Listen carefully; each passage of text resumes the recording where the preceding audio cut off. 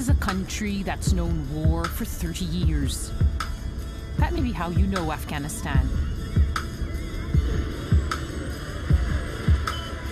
I've been coming here for much of that time. And there's another country too.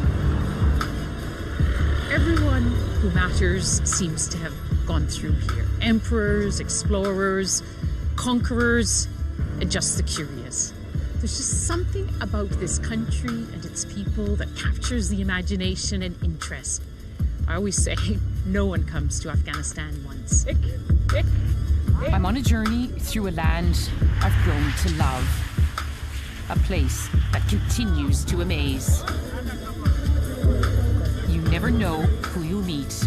Oh, you're the only Japanese sushi chef in Afghanistan. Well, they allege that you're involved in the drugs trade. They allege that you're the main power broker. They even allege that you support the Taliban.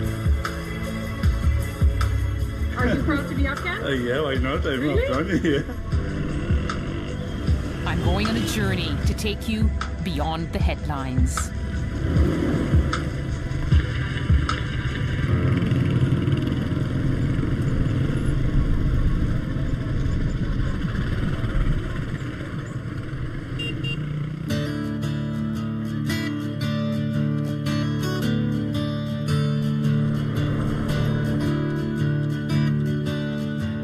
My journey begins in the far north of Afghanistan, the bustling city of Mazar-e-Sharif.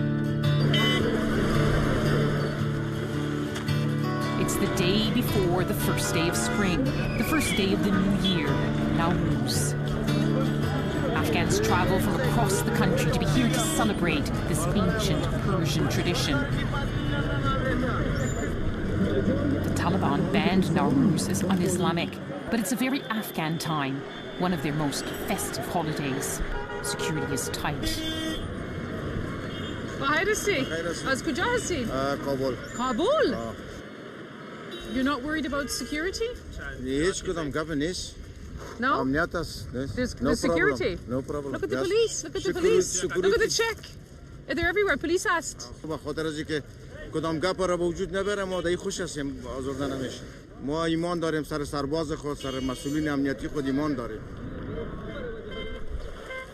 You have to admire their courage. People bringing their families here, driving for hours to reach Mazar-e-Sharif. They know about the threats. They see the security. But they've lived in a country which has been at war for some 30 years. So they get used to it and they get on with life. They want it to change, but they're not going to let it get in the way of a good celebration.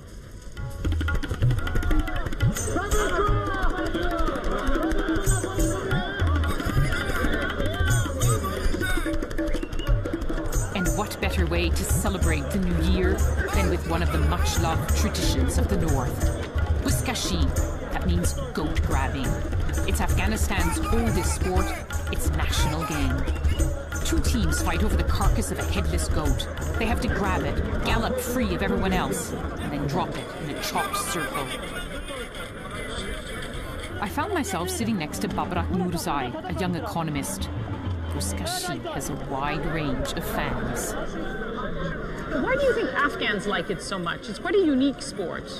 Buskashi is a traditional game of Afghanistan, and mostly in this region, especially in the north, people like the horses, riding the horses.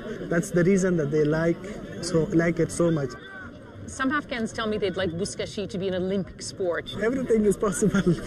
If it's part of Olympics, then Afghan will like that very much. But that would mean countries all over the world would have to play it.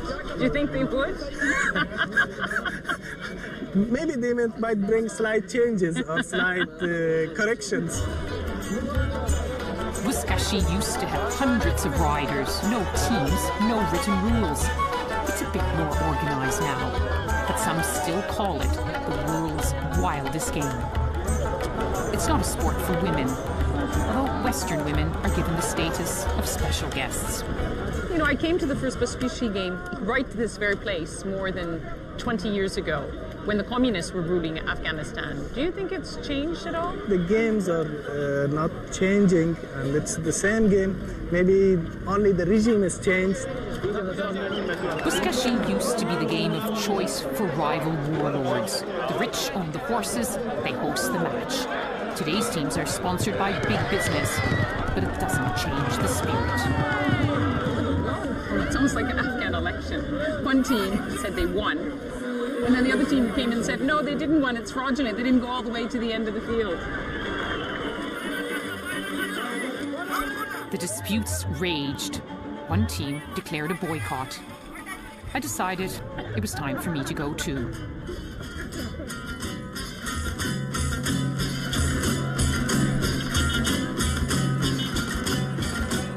New Year's Day dawned. More than 100,000 people had turned out. Just look at all the crowds that have come here. They've been queuing up since early this morning. Everyone wants to be at the shrine for this greatest of days in the Afghan calendar. A lot of people, a lot of security, and a lot of anticipation.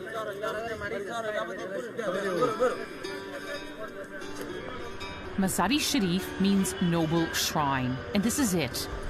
In this Muslim nation, the day begins at the exquisite blue-tiled shrine of Hazrat Ali, the Prophet Muhammad's son-in-law.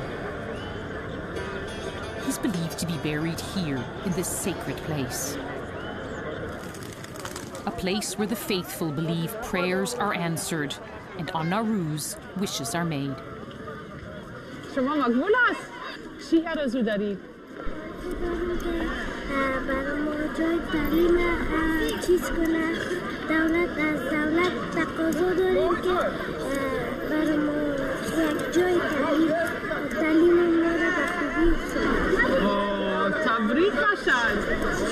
Even at that young age, they hope for good for their people, good for the country.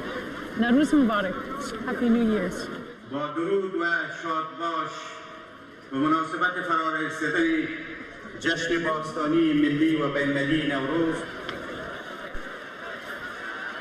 Afghans across the country are watching this.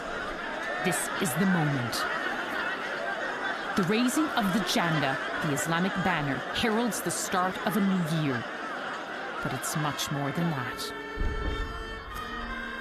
Legend has it, if this banner is raised in one smooth pull, it will be a good year.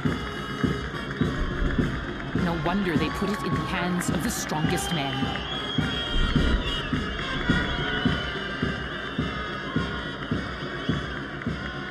You could just feel the excitement here and the anticipation and relief when the Janda went up in one smooth motion.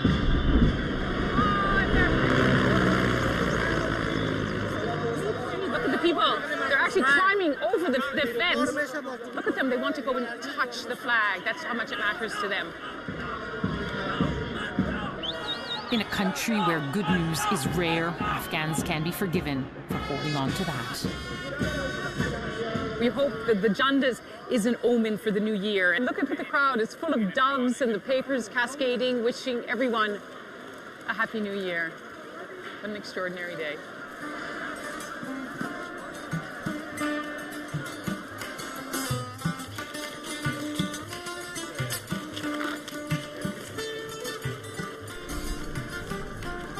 There's such an open feeling in Mazar-e Sharif. It's the wide avenues with the open shops. You see more women on the streets here. The sense that it's safe to stroll on a warm spring day. Mazar-e Sharif is a good city that has good security. It's a good city for young people like you? For everyone. Really? Yeah. No fighting, no explosion. I've always loved carpet shopping, even if I'm just looking. You never know what will turn up. 9/11 one. Twin Towers. Who buys this one? Kharija from the tourists. Afghans tell many of their stories in the carpets that they weave. These are the carpets, sadly, that were woven during the decade-long Soviet occupation of their country. Millions of Afghans were forced out of the country, and suddenly, instead of flowers and birds and faces and lovely intricate designs being woven into the carpets, you had the Kalashnikov rifles, the tanks, the grenades. You know, a country, look, covered with military vehicles, and suddenly this became the story of Afghanistan, woven right into their carpets. It's a story still glorified by those whose own history is woven through it, like General Atta Mohammed Noor. In the 80s, he was one of the mujahideen who waged jihad until the Soviet army was forced to retreat. He's still fighting to keep fit. At 6 a.m., this is how Governor Atta starts the day. صباح خير والي صاحب. صباح خير. چطور هستی؟ جان جور. هستی. هر روز اینجا میایید؟ هر روز بله. من نماز صبح که میخونم، ولو هر قدر که مصروف هم بوده باشم سپور خدا میکنم. آها. میتونی که ما مسابقه بدیم؟ Okay. Maybe not the best decision. Governor Atta is not a man who likes to lose. You have more practice.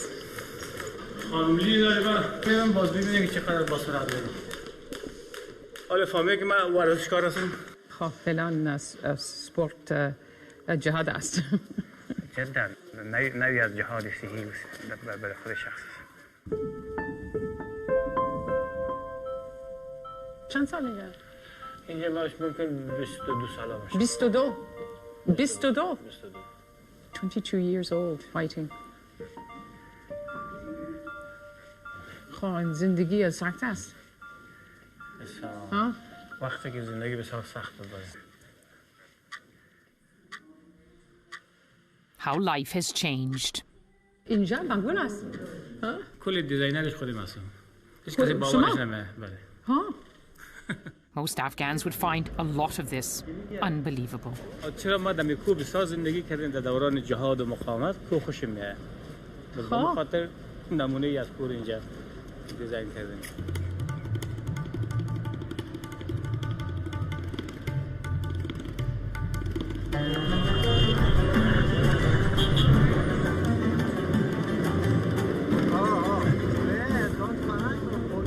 Posters everywhere. دوست دارن که یکی از فعالیت‌ها برای تصویرش بزنن باز ممانعت نمیدن. There's more posters of you than President Karzai. No wonder the president is wary of the ambitious man they call King of the North. For now, Governor Atta is trying to transform this city into a modern hub. There's even a theme park and an underground shopping center. I came here and it was just a hole in the ground. The governor says he wants to build the Dubai of Afghanistan. Let's see what it looks like.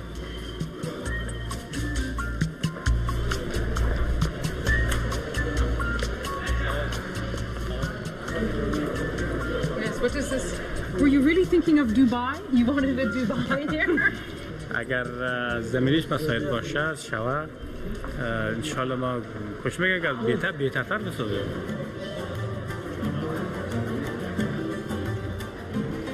Many here support their governor, but some say he's using his power to get rich, that he does business like a warlord, even though he looks like a CEO. You showed us your city and you want to be seen as a builder, a governor, but a lot of people still call you a warlord. بله واژه خود غیر منصفانه است، غیر عادلانه است. یک کسی که از جوانی تصمیم میگیره به خاطر آزادی وطنش عشق میورزه و با تحمل سختی ها و مشقت و مشکلات و با خوردن نانقاق و با خوابیدن با سنگ و دراها و کوها مجاهدین کسایی بودن که برای آزادی وطن رزمیدن، بازسازی وطنم، برای قانون ساختن وطنم نقش سازنده را داشته باشند. تشکر بسیار از دیدانش. Good luck. See you again. Have a nice day. Thank you very much. You too.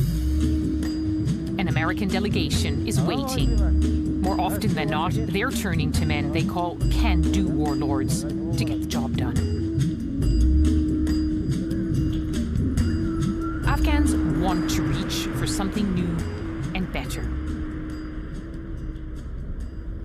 But the path to a brighter future is being made by people from a darker past.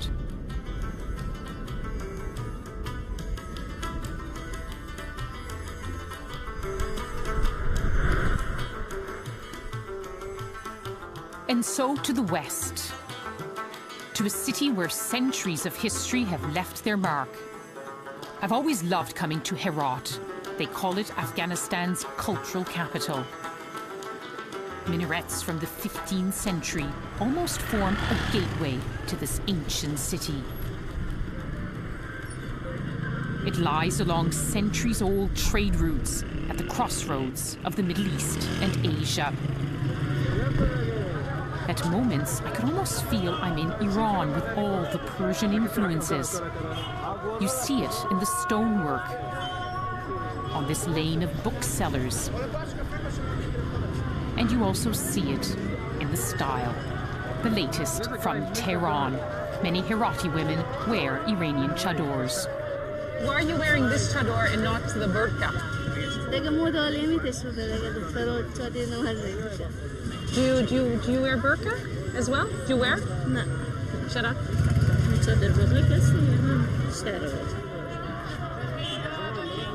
But there's so much the women can't control.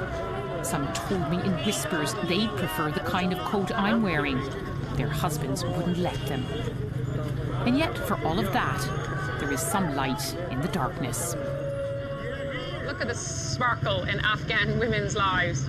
But there's no way they can wear that in public. This is for the private world, for their husbands, for their families. This is what they wear to Afghan weddings when they're just mainly with the women. Glitter, glamour. Don't think that their lives are just drab and black. In Herat, you often feel you are stepping back in time. No more so than at the ancient citadel. Herat is home to some of the greatest jewels of Afghan history.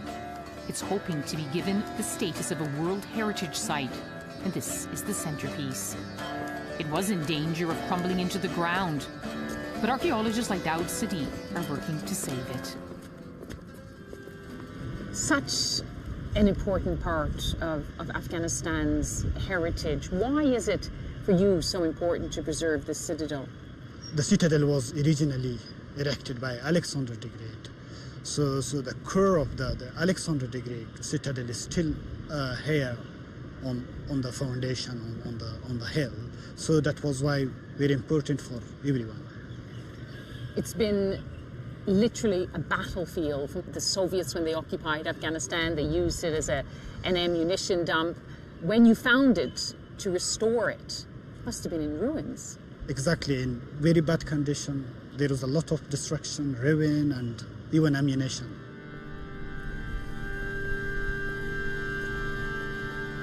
Battles raged through the centuries from these ramparts. Genghis Khan laid it to waste. But a modern battle rages now in the shadow of the citadel's ancient walls. Developers are trying to conquer what's left of the crumbling old town. And in places, they're winning.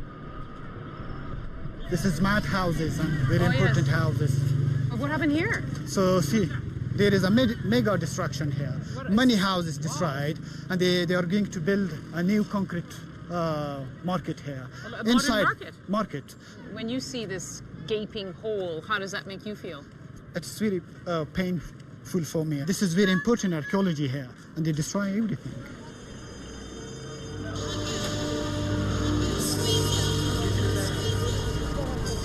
But if parts of Herat are dying, others are full of life. Of course, in this traditional Muslim society, this isn't a place of nightclubs. In this cultural capital, I found another kind of nightlife.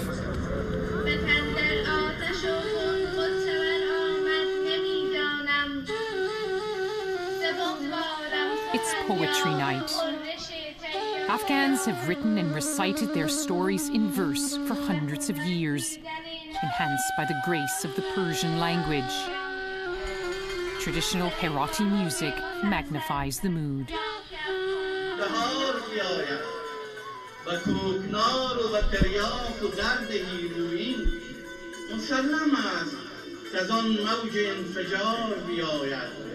It's a rare treat to be where Afghan women take the stage as equals and speak what's in their heart.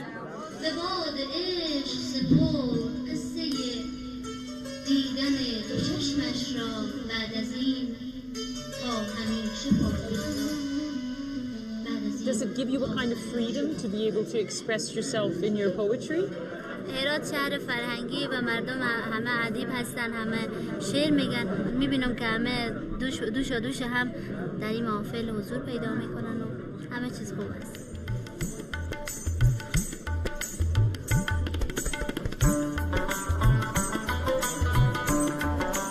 In this moment, it did feel good, as if everything was somehow possible. That the future, like these poems, was full of promise. Even if, when you're 10 years old, you still need a bit of help.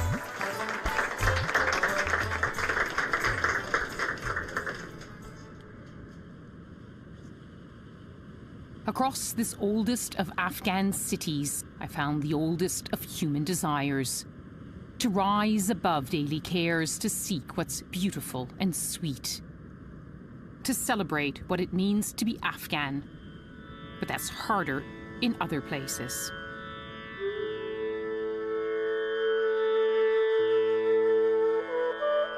And one of the hardest places is the most contested, Kandahar in the south.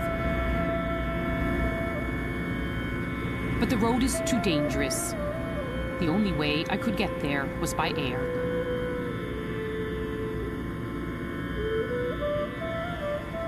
I was heading there with anticipation and apprehension. In recent years, I was told it was just too dangerous to visit. Despite tens of thousands of foreign troops there. But to understand Afghanistan, you have to go to Kandahar, heartland of the nation's biggest tribe, the Pashtuns, birthplace of the Taliban. Thank you very much. So our moves were carefully planned.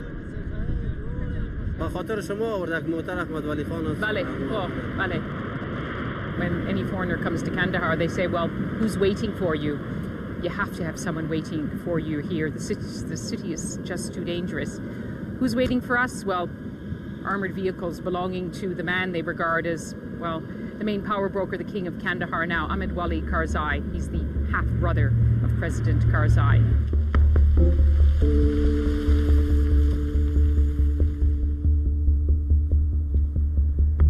I've known his family for years. His people are looking after us. You never know what a day in Kandahar will bring. When the communists were in power, I still met their Mujahideen enemies right in the center of this city. When I came to Ahmed Wali Karzai's wedding here, a gunman opened fire on the president. Now the government says it's in charge, but the Taliban are still here. Kandahar feels very much on edge. It is. Foreigners don't usually walk the streets. It's just too dangerous. But with local guards watching my back, it was worth the risk to talk to Afghans about their city. When you're on the streets, do you feel safe?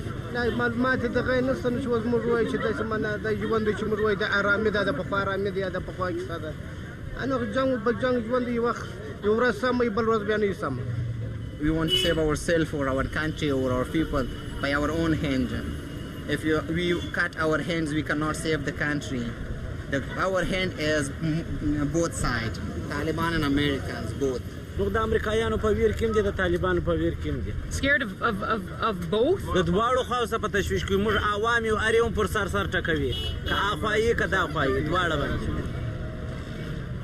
Well, everyone we talk to says it's too dangerous on the streets of Kandahar. They're fearful, and we also have this rule: we shouldn't be anywhere longer than 15 or 20 minutes. So we're also going to leave this neighborhood too.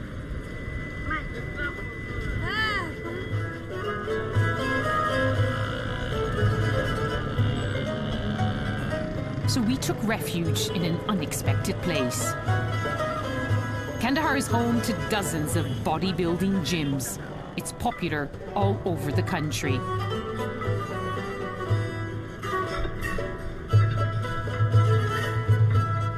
This one belongs to one of the country's most famous bodybuilders, Mohammed Gul Lalai.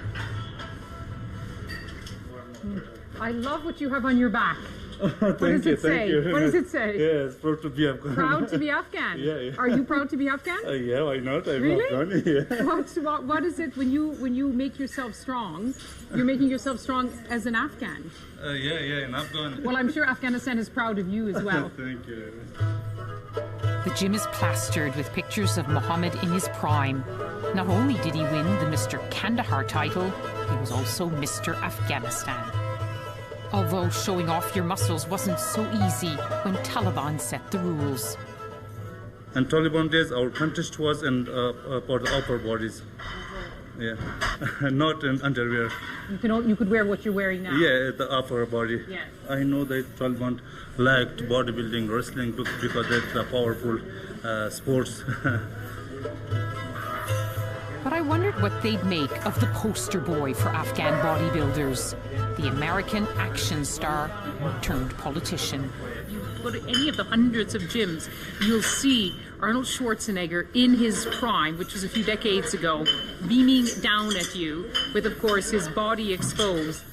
Do you want to be like Arnold? My hope, my desire, that I will be the same like Arnold, and you want to make my body fit, and I want to show my body to the world, that Afghanistan will become the champion of the world. But even here, I couldn't stay for long. On the streets outside, unpredictable Kandahar had struck again. I found myself in the midst of a military operation. US soldiers nervously scanned the streets. Traffic was blocked. Tension mounted. Sorry, why is all the traffic blocked? What happened today? We got a vehicle down right over there. The wheel came off of it, so we're trying to stop the traffic from coming through so we can get the... You're trying to fix the wheel on your vehicle? We're just trying to get it hooked up so we can tow it out. Is this a security? Yeah. You're worried about it? Well, yeah, we don't want a bunch of traffic going through and trying to hook up and get out. All this over a broken wheel? When something like this happens, you can see people get nervous. The Afghans are nervous, the foreign forces are nervous. This is the kind of town where assassinations happen, suicide bombers. I mean, you've got this kind of a target here for too long. You're creating a real risk for yourself and for the Afghans here.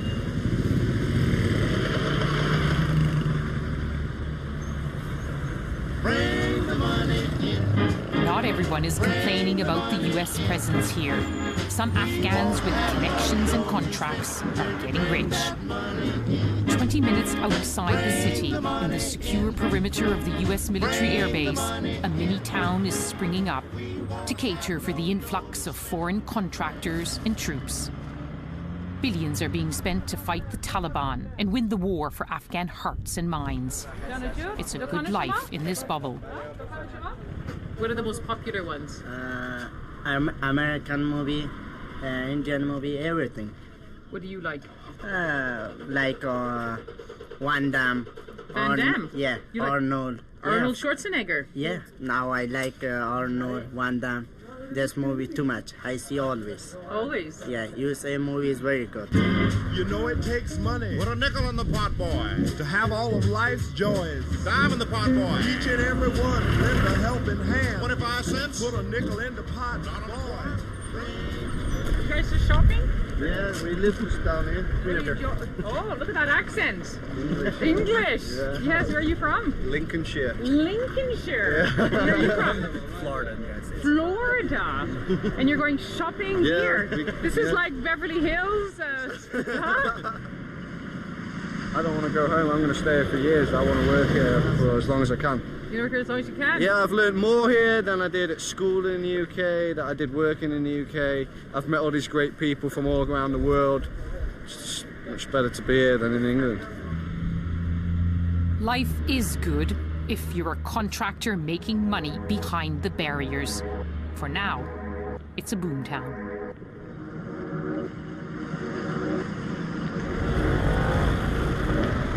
We left the safety of the American bubble to go into another one, of the man keeping an eye on us here.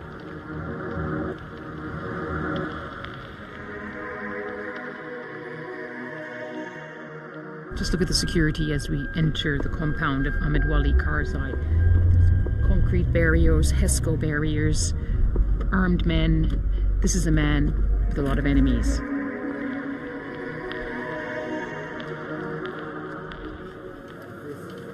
Just look at how full it is, packed with people. It's like this every day. They come from all across the province and beyond. There he is now. He's either on the phone a lot or talking to people a lot. That's essentially what he does. Hello, Ahmed Wali. How are you? Nice to see you. How have you been? I'm fine, thank you very much. He's Kandahar's most powerful man, with the tribal and political connections to get any job done. And in the room with him, there were ex-Taliban, and who knows, possibly future Taliban, and the people caught in the middle. They were working as a day labor, which is the coalition, the Americans are paying them salary. So they were going to go to the work in the morning, and the Taliban stopped them to make example of them. بیا مر بغار وشي کړ ولیاره دغه نو شکه و چې مثال غوړونه بار را پرې کړی چې دا مرګ مثال دا مرشه در سره وکړ. It's been 2 weeks this happened. 2 weeks ago. 2 weeks ago? 2 weeks ago, yeah. Their ear were cut off. Shocking, but sadly all too part of life here. Ahmed Wali invited me to lunch for a chance to catch up. But you must have threats against you. It's the most heavily secured place in Kandahar, I think. This is for the big attacks, for like suicide attacks. As you know, there was 2 major suicide attacks on me on my office. Are there still threats against you now? Every day. It's Taliban or of course. Criminals? No, drug traffickers? Taliban. It's all Taliban. Very difficult. Ahmed Wali has also been the target of many accusations. Some call him the problem in Kandahar, not the solution. I'm a little off the media. Why? Because you come under so many accusations that you have to respond to all the time? It was mostly unproven allegation which was making things bad. Well, they allege that you're involved in the drugs trade. They allege that you're the main power broker. They even allege that you support the Taliban. Yeah. But you know, they always say with no smoke without fire. Well, that's in the past.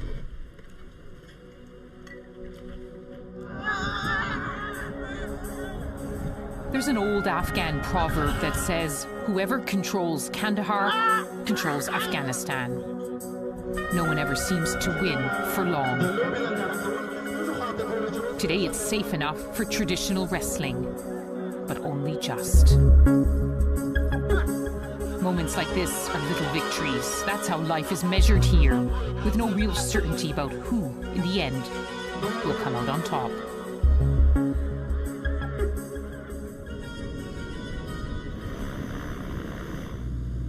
Until now, this trip has taken me to Afghanistan's great cities. But leaving Kandahar, I headed to the center, to a village called Paikotal.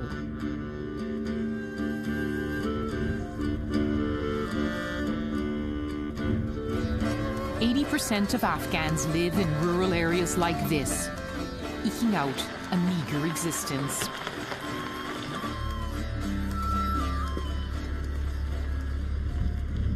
The further you get from the city centre, the hubs, this is what it's like. You feel like you're going back in time. There are no roads, the houses are mud brick.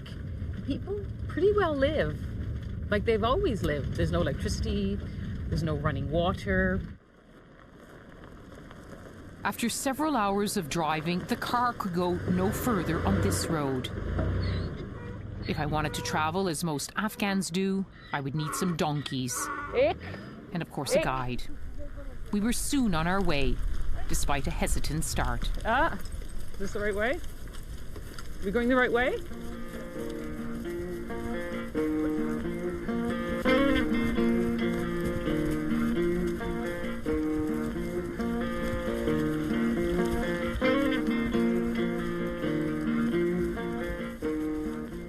Afghans have a really good sense of direction, though.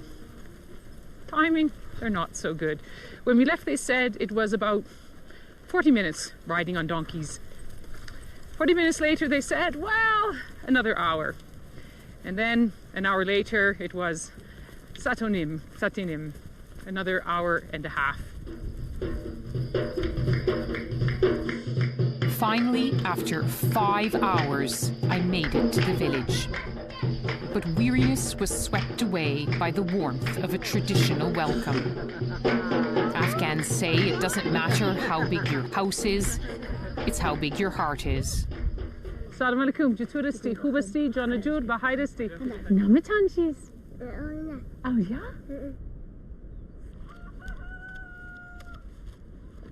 Paikotal, nestling in the foothills of the Koibaba Mountains, is home to around 70 families.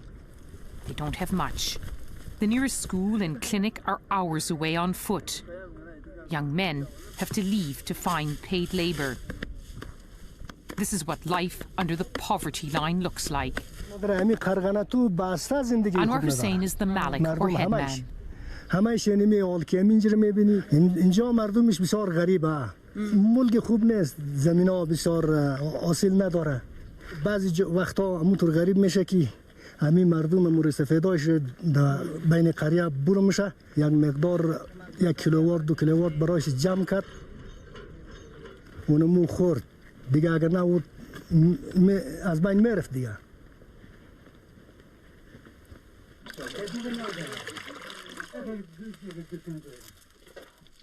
Chai, naan. Gosh.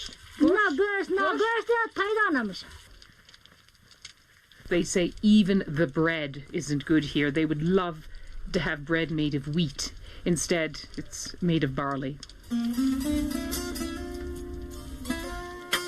Life expectancy in Afghanistan is around 45 years.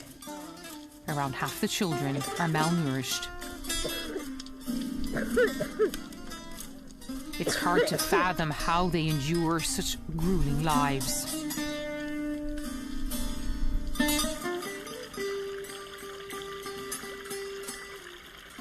It's easier to talk when we gather as women on our own. What do you think about the world outside Afghanistan? What is it like? Ameriki, Englistan, Europa. Huh? چی فکر میکنید؟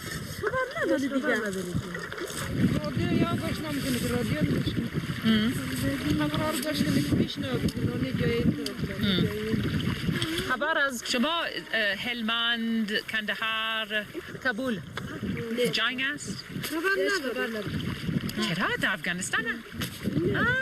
افغان کشور شما؟ جاده شما خبرم نمیگیره دیگه.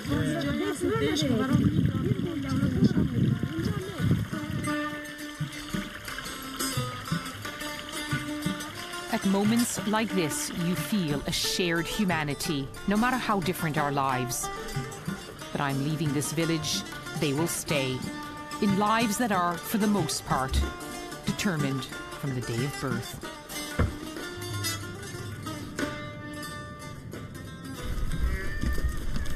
Paikotal will never make the news, but our next stop has. Bamiyan. For nearly 2,000 years, pilgrims and poets flocked here to marvel at 2 stone Buddhas hewn from the mountainside. They were carved when Bamiyan was an important center for Buddhism, hundreds of years before the birth of Islam. Then in 2001, the Taliban condemned them as idols, an affront to Islam. Afghans lost one of their most precious relics. So did the world. But now the people of Bamiyan want the world to come back to visit. It's absolutely fantastic that they actually have a tourism office here in Bamiyan. I think it's the only one in Afghanistan. You can see we're going through all these back alleys to try to find the tourist office. And the roads aren't so good either. This road is terrible.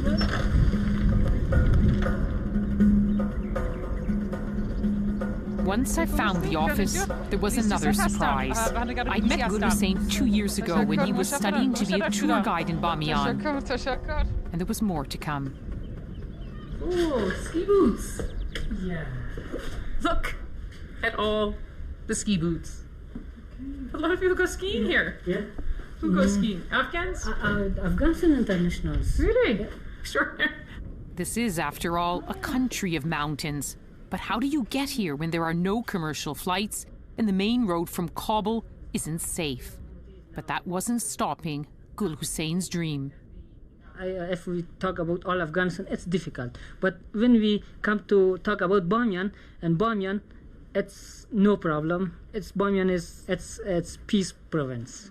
So how many tourists have you had this winter? This winter for skiing, I had two real tourists. One was from Australia, one was from UK. Two real tourists? Yeah. The last time I saw you, you talked about your dream. Yes. Which was? Which was tour company. To make a tour company. Yeah. So my hope that one day my company should be famous for all Afghanistan, not for only Bamiyan. To help improve those statistics, I decided to be the third and last tourist of the season. With the snows all but gone, we had to walk to one of the furthest peaks. Fortunately, the Afghan ski lift was working. That's the donkey. You want these ski poles?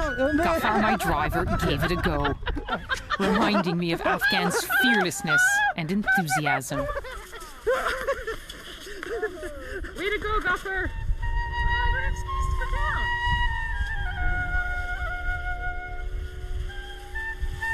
These Afghan boys tagged along with us, taking to the slopes with whatever they can find at home. The littlest is sliding down the slopes in his mother's shoes. Look at that. A bit of wood, a rubber boot, a bit of metal. Afarin Mohammedan, tell me, Asif, why you like skiing so much. What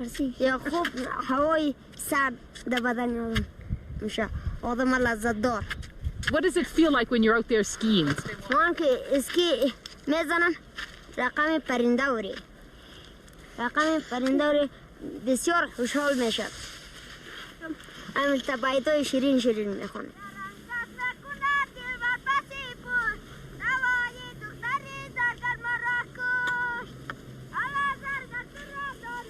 May this country give him the peace and prosperity, just enough to make him a ski champion someday.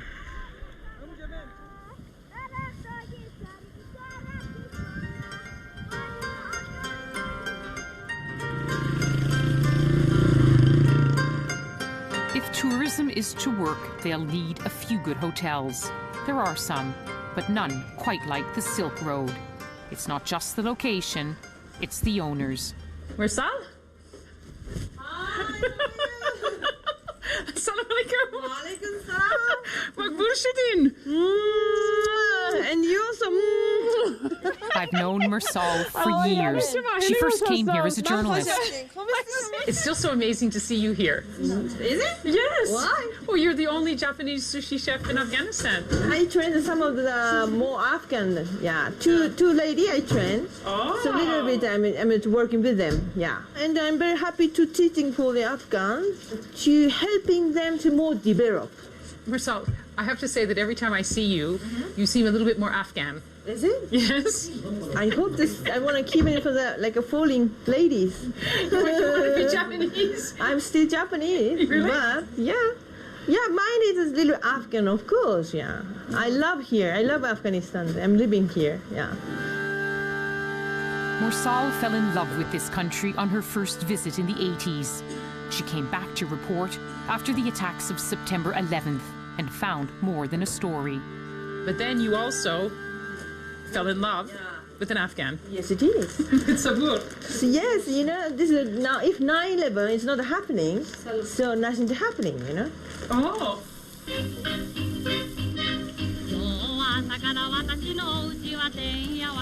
Mursal invited me to stay for dinner. How could I refuse?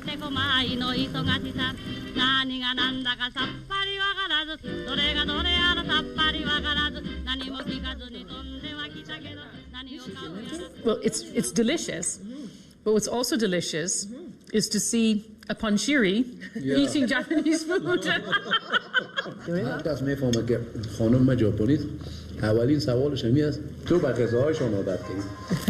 من برشان میگم که اگر وقت شما از این غذا استفاده کنیم بسیار زیاد شاید دائم در فکرش باشید کجا بریم کی بخوریم. What did your family say, Sabur? Because in Afghanistan, you don't marry a person, you marry the family. You marry into the culture.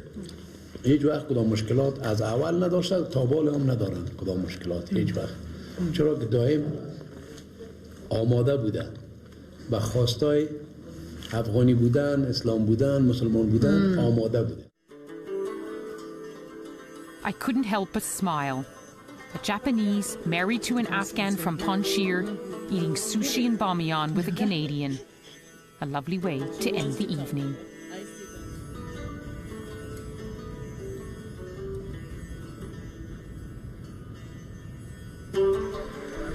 It was the last day of my trip before heading back to Kabul, but I couldn't leave Bamiyan without making one last stop.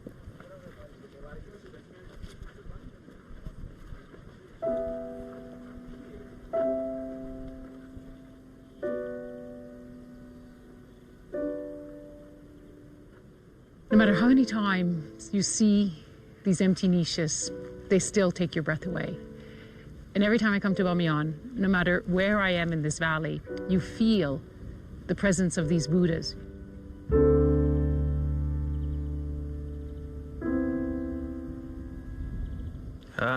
Abbas, a student I'd met years ago, is now a tour guide here. Some interesting things, like this is a Buddha feet. Oh, you the can feet. see, yeah.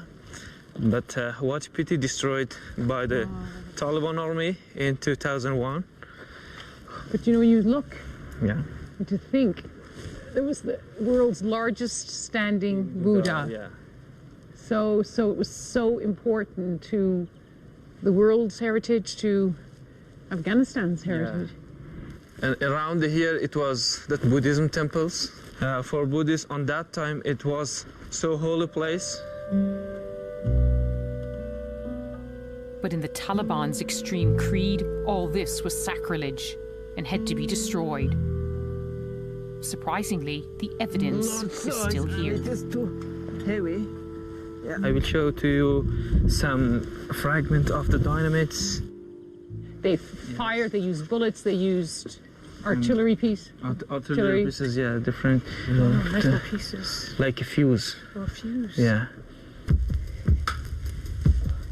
The best way to get a real feel for these colossal Buddhas is to climb the rough stairway hewn out of bare rock.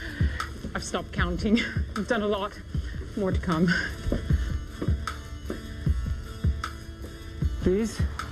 Now It we was are well in the worth top it. of the Buddha statue.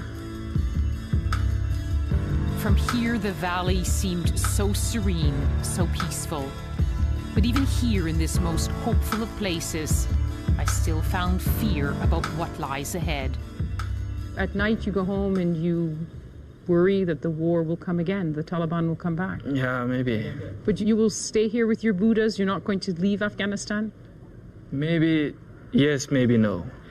Maybe when Taliban comes to Bamiyan, capture me and kill me, because they thinking we are connecting with foreigners. But this is my select, because new generation, they are thinking we should improve our country. Bamiyan is a place where Afghans can find space to dream. But dreams quickly run into limits here. Bamiyan can only realize its promise if the rest of Afghanistan does too.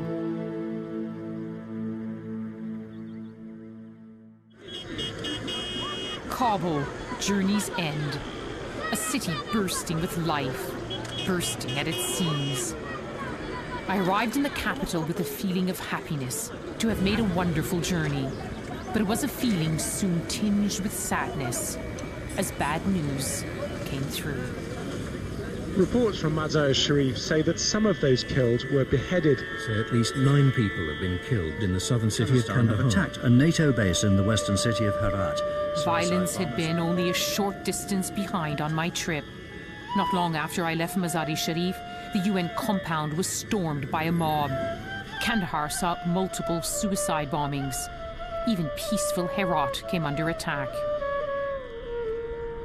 I wanted to spend my last hours in Afghanistan at one of my favorite places, the old royal palace on the edge of the city. I remember it in its prime, a magnificent building overlooking Kabul. But like so much here, years of conflict have taken a terrible toll.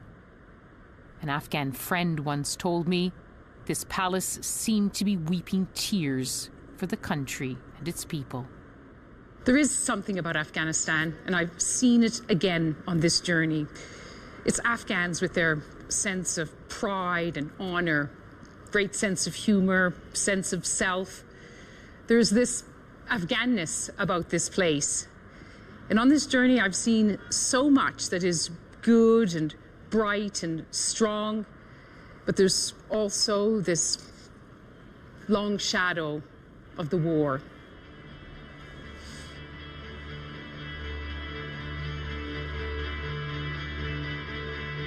And there are moments when you hold your breath, knowing that all that's so bright could just become dark again.